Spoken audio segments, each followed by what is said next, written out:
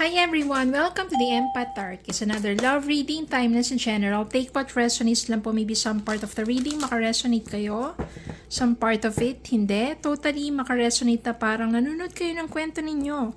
Or hindi naman kaya dahil iba't ibang mga energies, iba't ibang mga love connections. Pero tignan po natin kung ano ang mga aral at gabay sa buhay, pag-ibig, and life in general sa reading na ito. Or kung meron kayong katanungan dyan, iniisip nyo ba yung person ninyo? Magbabalik pa siya? May pag-asa pa ba ang inyong love connections? Ano na kaya ang energy niya ngayon? Yan, mga bagay na katulad niyan, no?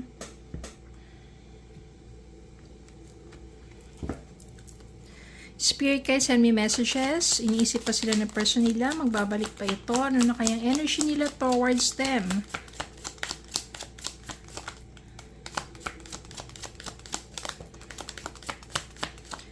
Ay, energy ng person nila towards them. Iniisip pa nila. Magbabalik pa sila. Magre-reach out na ba sila? May pagbabago na ba sa kanila?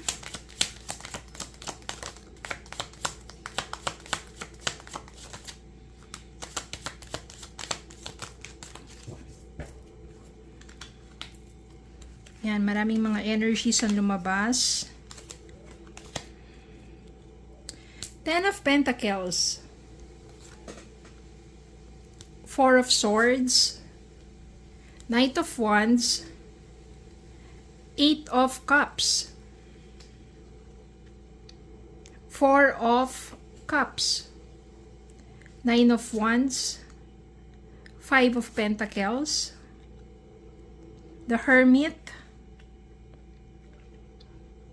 the Moon, Strength, Three of Wands, the World, and Six of Wands. Ayan, ang daming energies nito. At kitang-kita naman dito, no, na yung mga katanungan natin kanina, meron talaga dito mga messages. Katulad nito, the Moon. So, ibig sabihin yung person ninyo, especially kung wala kayong contact, at meron din dito lumabas yung some of you are LDR. Tapos dito iba yan, walang contact, the Moon. Kaya it keeps wondering, ano na ba nangyayari sa'yo? Ano na kaya ang energy mo towards your person? Di ba parang galit ba kayo? Nagtatampo pa rin ba kayo? Or kung ano na ba yung nangyayari sa inyo? No? So dito, minsan may mga dreams dito, di ba? Na maaari napapanaginipan ka rin ng person mo. Meron ditong Four of Swords, maaring energy mo to, no? Parang ayaw mo na makipagtalo, parang pagod ka na sa paulit-ulit na lang na nangyayari sa inyo, kaya tumahimik ka na lang. You are resting, yun yung energy mo. Tapos meron din ditong energy mo na the Hermit.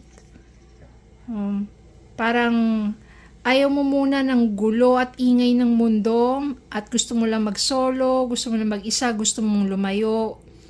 Yan. Kasi nga, andun ka sa period ng you are reflecting, you are searching for some answers, or nag-soul searching ka. Then, maaring yung person mo, maaring iniisip niya minsan na mag-reach out na sa'yo. Because very attracted pa rin sa'yo ang person mo. Ano ba nangyari dito? Iniwan mo siya. Ikaw yung lumayo. Dahil siguro, kailangan mo ng lakas ng loob. No? Iniisip mo na magkaroon ng pagbabago sa connection ninyong dalawa. Kasi kung hindi, walang pagbabago, ganun pa rin, away bate, wala pa ring maturity, walang emotional maturity, hindi mo na-feel yung value mo. So, naglakas loob ka na lumayo sa person mo at nagpapakatatag ka. Kasi kahit mahal mo yung person mo, sinasabi mo, hindi enough yun. Especially kung nasasaktan ka sa mga bagay na maaring ginagawa niya sa'yo na para sa kanya, di ba, parang usual lang, casual lang, pero para sa'yo, mas deep kasi, no? Mas malalim yung nararamdaman mo para sa person na yon. Siguro hindi kayo aligned. Kaya ngayon, nasasaktan ka ng husto. Kaya nagsosoul searching ka ngayon. You take time and space and time, distance to sa person mo, kaya lumayo ka muna. Pero yung person mo attracted pa rin sa'yo. Yes, iniisip ka pa rin niya. Minsan napapanaginipan ka ng person mo na yan. Ikaw lang to na gusto mong mag-isip-isip. Your person keeps wondering and maybe planning. Ito nga Three of Wands at saka yung Knight of Wands. Planning to reach out to you. Ikaw pa rin naman talaga ang nasa isip niya. Wala naman siyang iba. At gusto niyang i-push ang connection ninyo, ang inyong love story, or inyong, sabihin natin, relationship ninyo. Nafe-feel din niya sa ngayon yung kawalan. Kawalan mo sa buhay niya. Kasi ganyan naman talaga, marirealize nila, di ba, yung value mo kapag tahimik ka, pag hindi ka nagpaparamdam, kapag lumayo ka, kapag wala ka na sa kanila, doon nila nafe-feel yung absence mo. Kaya ganun ngayon ang energy ng person mo. Pero meron ditong magandang possibility, Six of Wands, success, victory. Ibig sabihin, kung kayo talaga sa isa't isa, hindi magtatagal, yung person mo, magre-reach out na talaga yan. Kasi very passionate pa rin siya sa iyo Siguro kailangan niya lang mag-mature, kailangan niyo lang mag-usap, kailangan lang maging aligned kayo.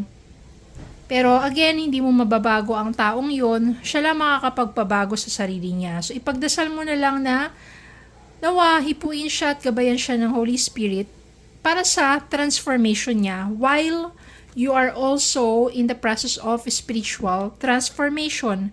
Dahil you have faith, naniniwala ka na magiging maayos pa, pero darating, kailangan lang talaga ng space or the distance between the two of you.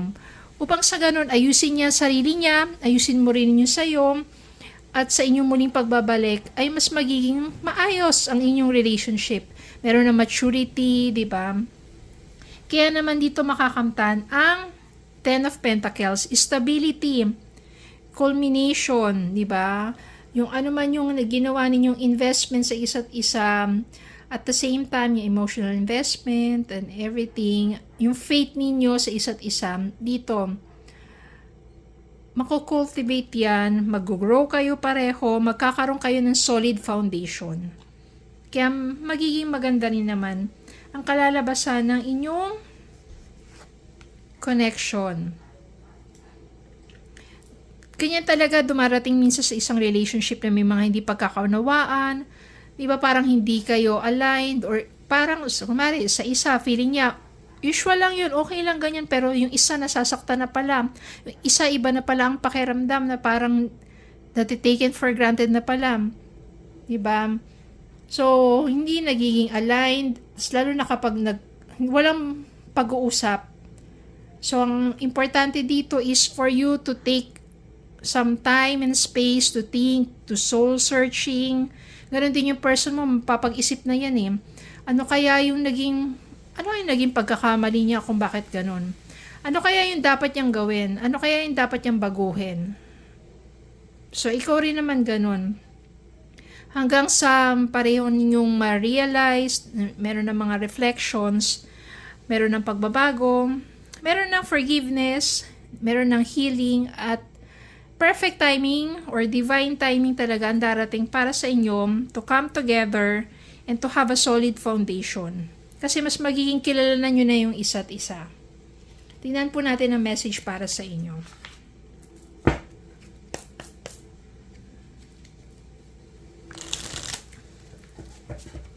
So dito parang ang nangyayari sa inyo, no, kung wala kayong contact ngayon or humingi kayo ng space, yan, soul searching, reflection sa inyong relationship.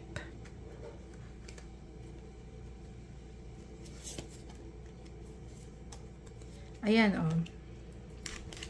Magnetic connection, reconciliation.